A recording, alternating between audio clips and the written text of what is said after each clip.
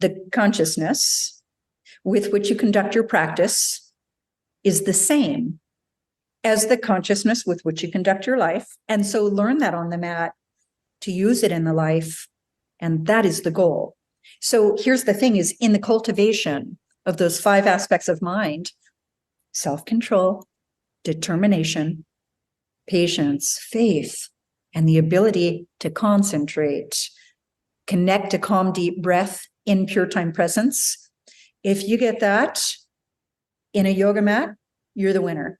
And what I mean by that is when you have that consciousness, that ability that you've cultivated, you can use that consciousness, that ability to create, to be, I'm going to say, to be deliberate about the creation of your life, no matter what your dream is. So in other words, maybe your dream involves, maybe you're artistic and it involves creativity. Maybe it involves creation of a space or a building. Maybe it's academically inclined. Maybe it's socially inclined. Maybe it's inclined with nature and food. Like no matter what your vision is, if you cultivate those aspects of mind, then you can be deliberate about the creation of your vision, no matter what it is. And by the way, maybe it is a picture of what you would call your perfect picture of health.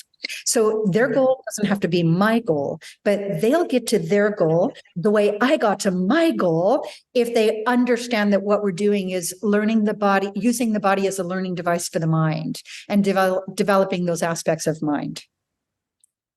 Yes. Okay. I'm loving this. And now shift this to, I'm going to take everything super simple. And I hope this doesn't annoy you today, but I'm picturing here's a common person in our community of, call it a working mom, kind of crazy life, getting the kids off to sports, thriving in the work environment. The days are long and they fall into bed at night, start it all over again.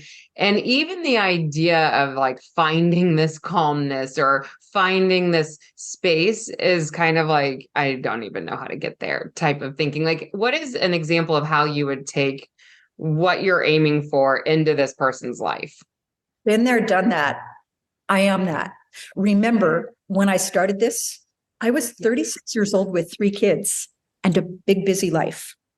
So what I like to say is if you reside in a musculoskeletal system in a field of gravity, I'm talking to you. And kind of like my jam and my specialty is exactly what you just said.